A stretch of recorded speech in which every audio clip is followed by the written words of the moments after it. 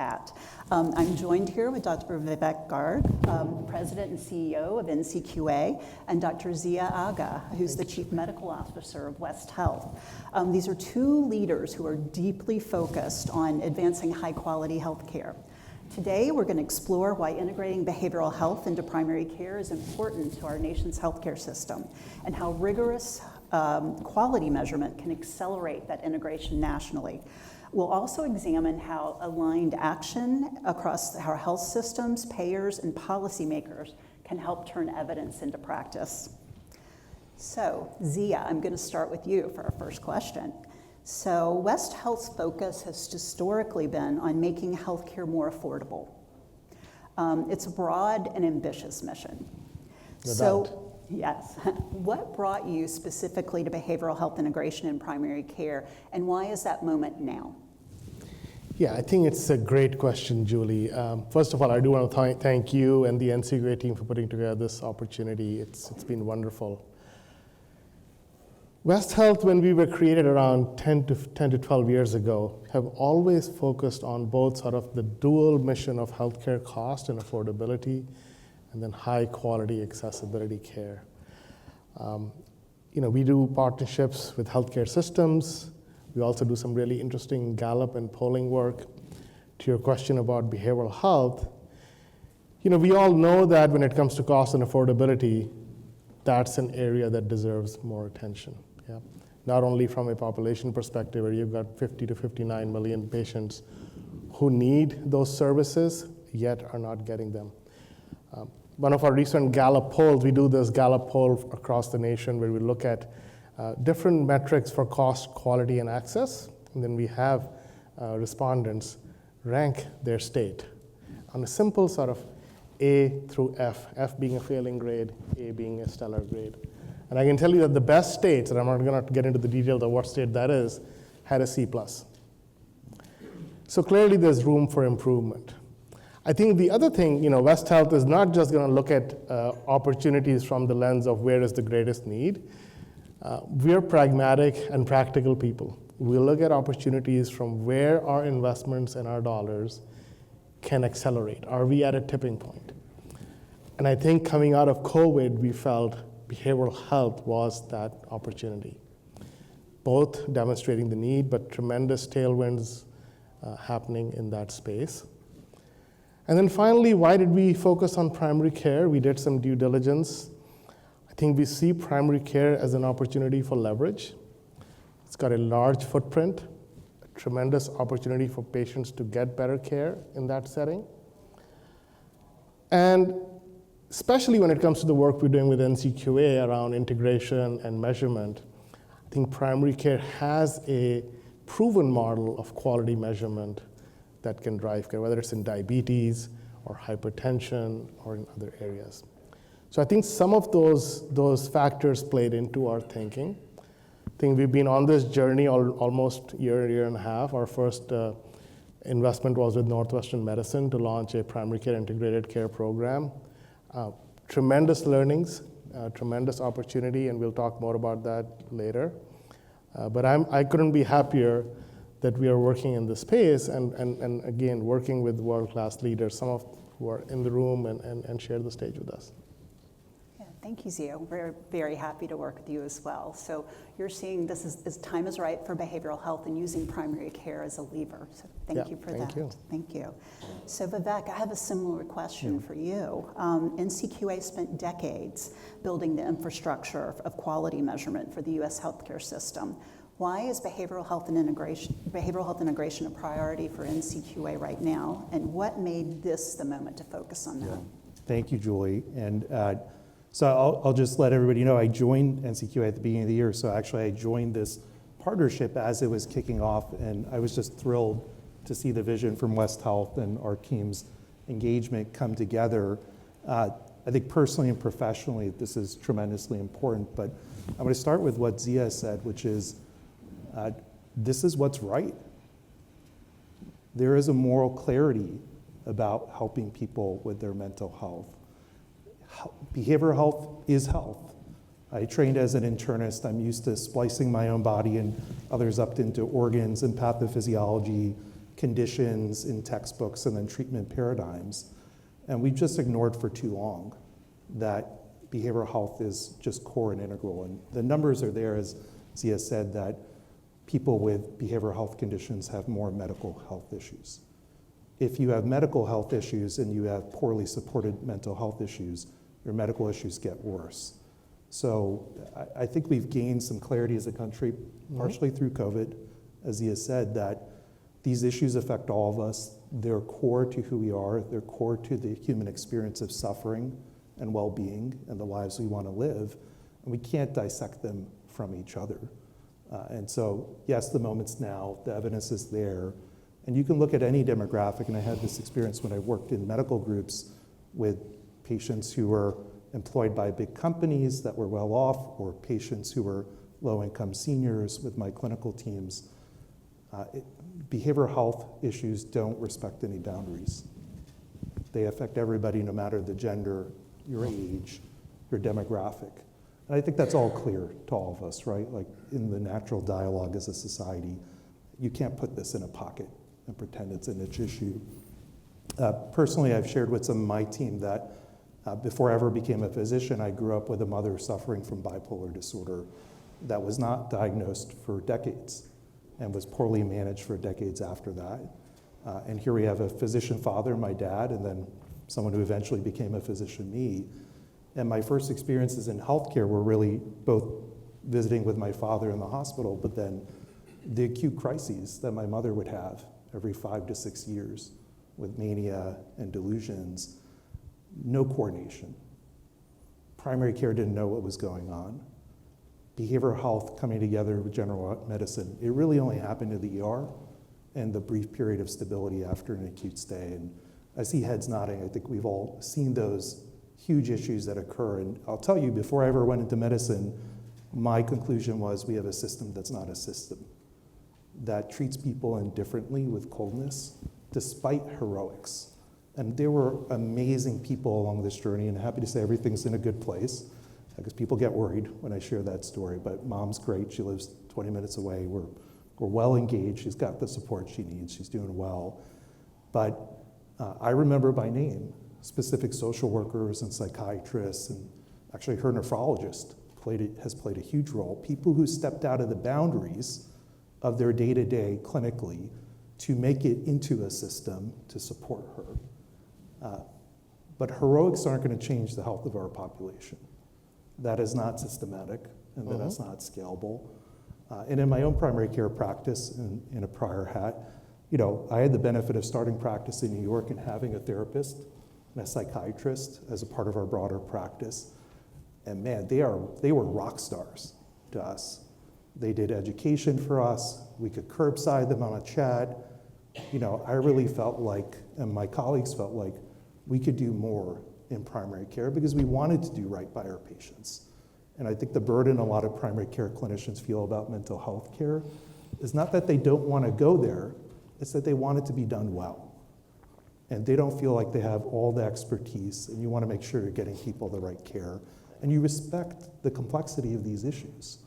And so in this design of collaborative care type models or integration of behavioral health into primary care is this amazing opportunity, to your point about leverage, that great primary care, great behavioral health professionals amplify great primary care. And we have this access challenge, this workforce challenge, and ultimately a healthcare outcomes crisis as a result. So we have to find these multiplicity tie togethers, these amplification opportunities to bring it together. And we have the opportunity with all of your great perspectives and the work that you've led for your careers to think about how do we get aligned about what good looks like and take that next step in scaling it.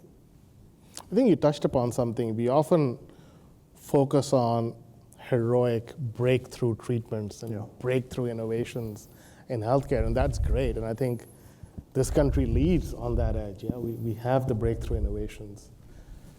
However, what's ailing our healthcare system right now is just simple operational efficiencies in delivery of care and access and quality. And I get excited about that work. I think that's the work we are doing. That's what West Health does. That's what NCQA does. Like, how do we improve our healthcare system's ability to help manage these patients from the inside out. Yeah. It's not going to be a complete disruption. We have to sort of build this plane as we fly it, because a lot of my colleagues who are primary care physicians or other physicians will tell you that their days, their mornings and afternoons are busy seeing patients and they can barely catch up. They go home and write notes, and then they come back the next day and have to deal with more. Mm-hmm.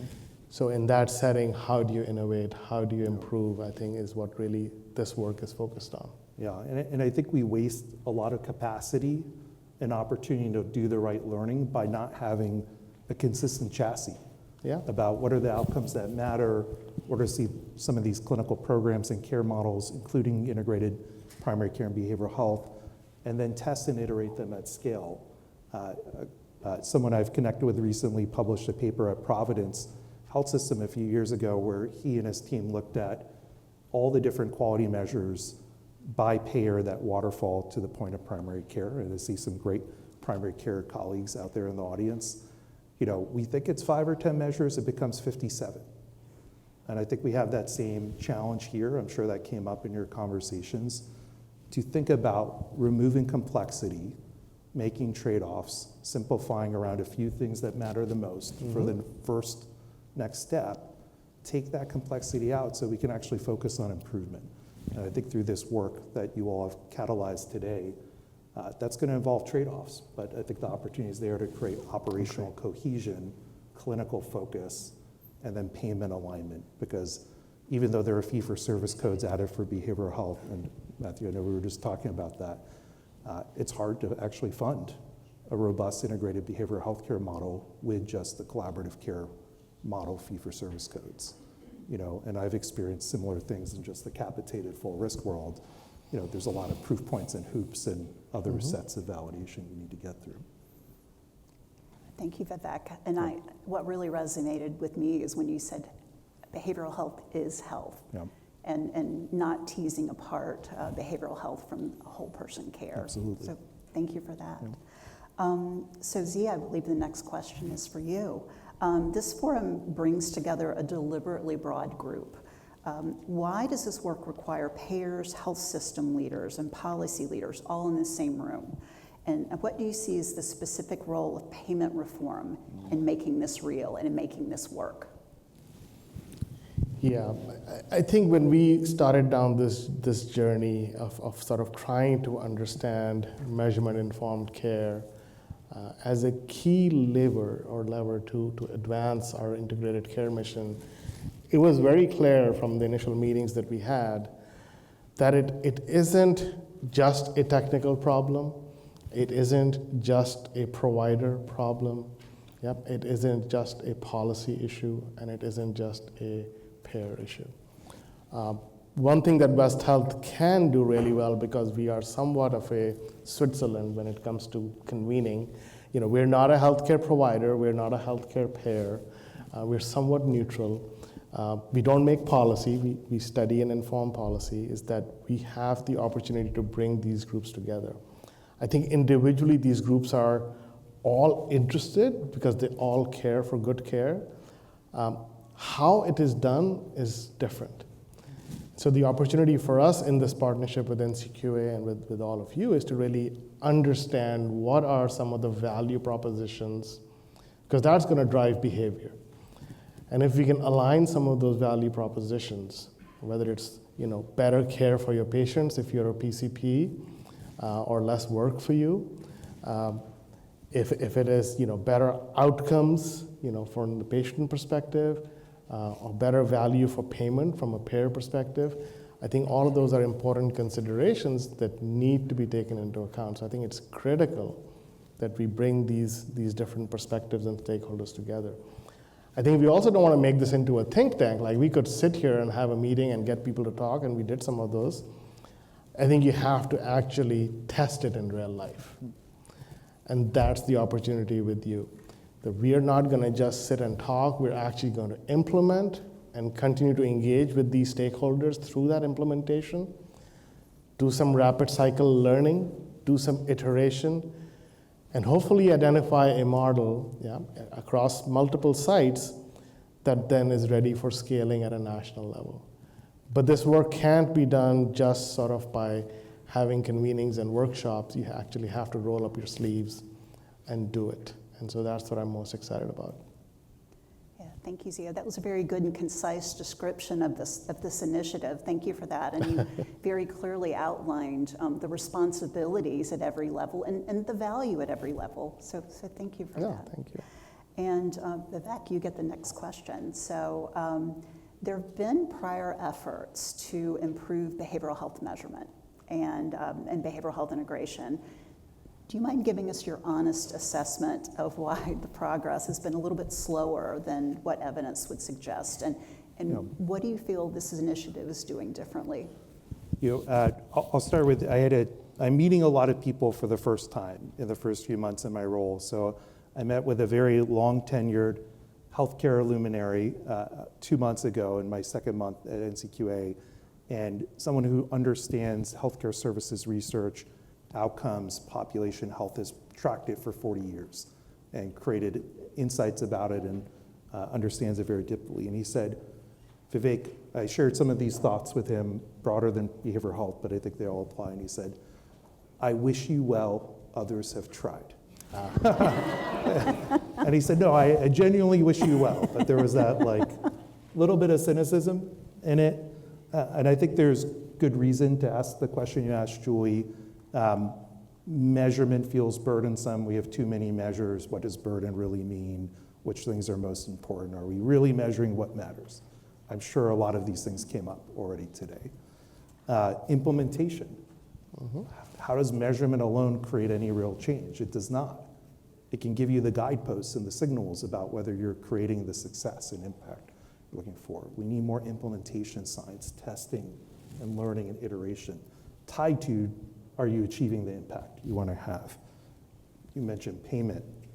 I've literally talked to a health plan CMO, no one right now in a health plan CMO seat, but someone in the past who said, why would I pay more for behavioral health when I can get it for X? And we all know the fee-for-service rates for behavioral health care are atrocious and a big part of why there's a workforce crisis and not the kind of access that people need, and not the sustainability professionally for professionals in this space that is needed. That's all actually sounding kind of dire, but let me go to the flip side, which is, there has been payment advancement and alignment. There are conversations like these about focusing on bundles of insights that matter. We can do the improvement in implementation science and create the learning health system if we align on somewhat standardized constructs to see what actually works. And I know it can work. I mean, I've had work in prior medical groups. I'll use Centerwell as an example, which is the country's largest senior primary care group under the Humana umbrella. And we partnered with a behavioral health organization to deploy what I'd call a full stack clinical behavioral health team to work with low-income seniors with our primary care teams across the entire state of Florida. 200 clinics in strip malls, in low-income areas where seniors on MA plans or in fee-for-service on our ACO program. And what they did is they had the collaborative care framework, but they forward deployed a behavioral health trained community health worker, or sometimes a social worker, to be the partner to our clinics. And that person was amazing. That person showed up when we asked for referral. They showed up virtually or in person when there was a crisis. Again, thinking about the context that people are engaging with patients about their behavioral health needs. They showed up and they just stepped in and they had that warmth and ability to form relationships, and they helped get them trained in the right follow-up care, most of which was virtual, with a therapist and or psychiatrist with oversight, the right level for the right issue, the right episode of care. And I remember visiting one of our clinics in Florida, and I asked about this new program, because if you've ever deployed a clinical program with other clinicians, usually they don't like it. Usually they're going to tell you about all the problems, and they're all right about them, and you got to make it better. The whole team came in, like the front desk person, the clinic manager, the doctors, MPs, they're like, we love so-and-so. She has helped our patients get ABC. Last week, she showed up in person. And so this concept of integration has many textural elements to it. And I just think combining the level of moral clarity, the evidence base about different models, the payment advances with this desire you all are expressing to come together around a more cohesive construct. That's why I think the opportunity is now. You touch upon something really important. It reminds me of an experience I had, when I was fairly younger in my early days. We were struggling in our primary care clinic to meet certain standards for hypertension and lipid treatments. And initial response when we started doing this quality improvement effort was like, oh, no, we don't want to get measured. Like, how dare you compare us? Like, my patients are different than your patients. Yeah. I think what actually worked was when we said, once we identify your patients that are not meeting the goal or the benchmark, you will then be eligible to get support. You will have a care manager who's going to help call those patients. You'll have a pharmacist on the clinic that's going to help quickly manage the medications and dose changes. So you have to provide some resources in addition to just measure. If you just measure and don't provide the resources to then fill those gaps, often we see resistance. Yeah. Yeah. Often we see pushback. And I think part of the work, the beauty of the integrated care models is that it does bring those resources into primary care. So COCM or CBHP as they call it at Northwestern, brings a care manager, provides the line of communication and access to a psychiatrist. Yeah. And so you're creating pathways that help enable the primary care teams to rise up and take care of the population. So I think you have to think about measurement and resources, and of course reimbursement that goes hand in hand with that. I think that's such an important and fundamental point, Zia. And let me ask you a question. Did you ever get less than an A in any test in your medical journey? Probably not, maybe once or twice. I'm just making that point because I think we have to respect that all healthcare professionals, the numbers of how we score really matter to us. I remember when I first started practicing, I was also PCP and medical director. I could see my net promoter score and I could see everybody else's because I had a leadership hat, and it killed me. I mean, I was not the best. I was not bad, but I lost sleep. I wanted to talk about it. Semi-therapy from my wife and colleagues. We all care very deeply about what we're providing, and I think your point that it has to come together in a construct that is helpful and beneficial where there's shared alignment. And also a big part of these programs are case rounds or other constructs for dialogue and group access, and the clinical management you're not left alone. And I think those also add a lot of value to patients and the decision making, but also how each person feels equipped to do their part as a result. Agree. Okay, Vivek, I think the next question is for you. So, All the tough ones go to him. Oh, I'm just kidding. I'm sorry. I'm kidding. Okay. Boss. I know. Actually, Vivek, this is for you. How do you hold a coalition this diverse together, and what's your theory of change for how this initiative produces durable national impact? Let me start with the theory change because I think the point gave us a roadmap to it, which is let's align around the system intelligence we want to get to, the things that matter that are going to help define what good looks like. They probably need to fit on half a page, not a page. They will be painful to make the trade-off decisions to align on. And if everybody feels a little bit of pain, we've probably gotten to a good place. So this is the fun part, right? Like everybody gets their perspectives out. We do the broad sweep, all the listening and learning. It's about what we do from here to start to have those deeper critical dialogues about what is that bundle of measures? What are the best practices, the few that really connote really good quality integrated primary and behavioral health care? And to think with a very hard lens at the right point in the follow-up about not just the trade-offs, but how is this going to be experienced in reality? And is it going to be consistent? And is it going to be scalable? Will people actually be able to deploy it? And we're going to have to make those decisions because we want the impact. And if we can all stay aligned on the impact we want to drive, we will all be willing to make those trade-offs. We will not put all HEDIS measures around behavioral health into this area, right? We're not going to try to make 30 measures around behavioral health active and live. There's a world in which you might say an organization like ours would go that path. We're not going to do it. We want to listen and learn. So every party here, every group we're representing is going to have to make trade-offs to get to that scalable bundle of standards, measures, best practices. And then we have to move other people to it. And that means thinking about payment.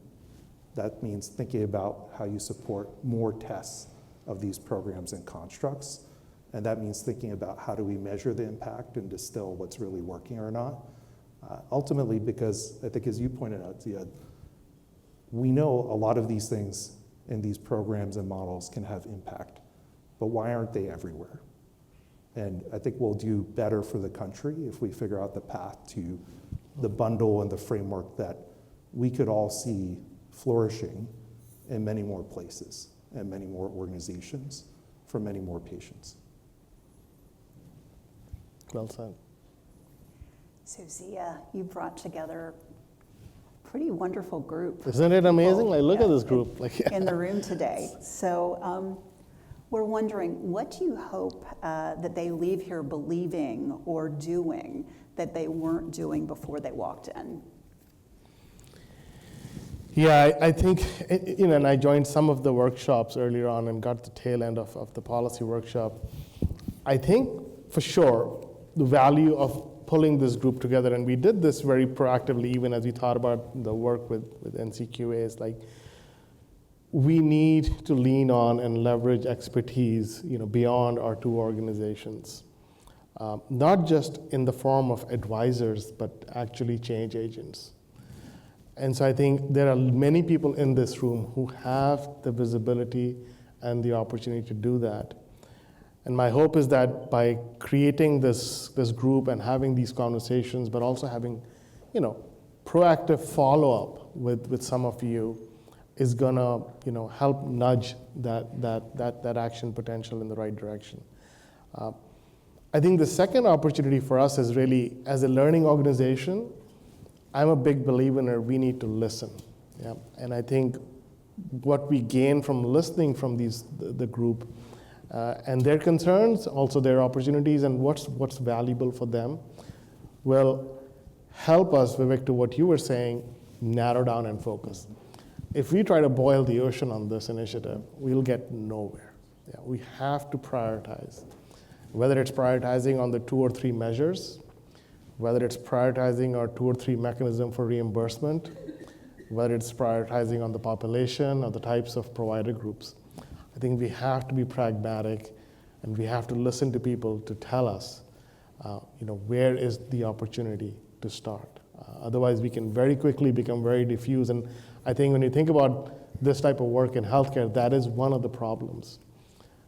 And traditionally, we've solved that problem by doing pilots, but pilots don't really have the ability to scale. I think going in a focused way, but at a system-wide level, is more valuable than doing 10 different pilots and hoping one of them is going to stick.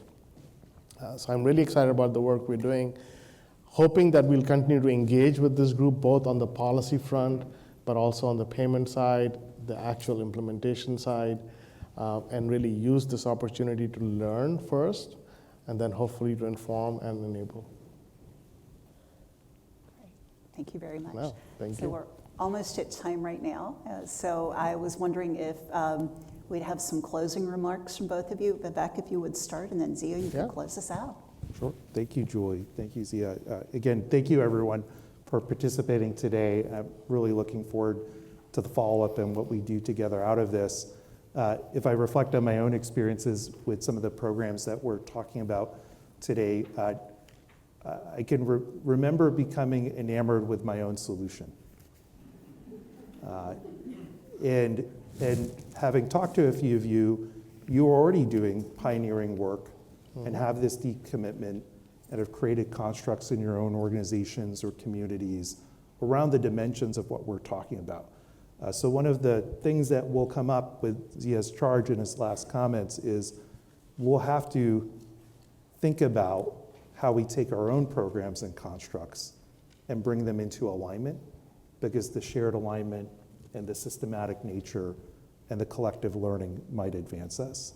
And then I'd just say, how many of you see some other area of your organization or organization you know which doesn't do this type of work but could? If you could just raise your hands. Do you see opportunity near you? So go find those people and bring them into the fold. We can get to the point of giving them a playbook. You can share your experience with them. So I think part of your charge about being change agents is, I'll use a medical term, how do you infect a couple other people in a good way and to join the efforts that come out of this so that we can see that amplification. But again, thank you for being here, everyone. See you. That's a tough one to follow. It is. I think what I would say, if I were to sort of close the loop on where we started this conversation and even this morning, sort of this work that lies ahead of us. I think this is an exciting time for getting us involved in this work. I really want you all to feel both empowered and engaged, not just because we've got better technical computing abilities and we've got better workflows and potentially a greater need to address this. I think it's really important because these are some of the issues, like behavioral health is one of those issues that is now transcending outside of healthcare. We have meetings with folks who are leading major corporations, and they're talking about brain health. We have other stakeholders, whether they're employers, education. You look at any sector of our life, and behavioral health rises to the top, it bubbles to the top as an important need. And so really, this is the moment to seize, because this is not just a medical problem anymore. This is a life problem, and I think we need solutions across the spectrum. Some are going to be, for sure, clinical and very rooted in the way we deliver healthcare. Others are going to be, outside of the clinical realm. But if there's ever a time to seize the moment, I think right now is that time, given the focus, given the investments that are coming in this space. So I'm excited about that. Thank you. Let's give them a hand. Thank you, Julie. Thank you, Julie. Thank you so much. Thank you. Thank you.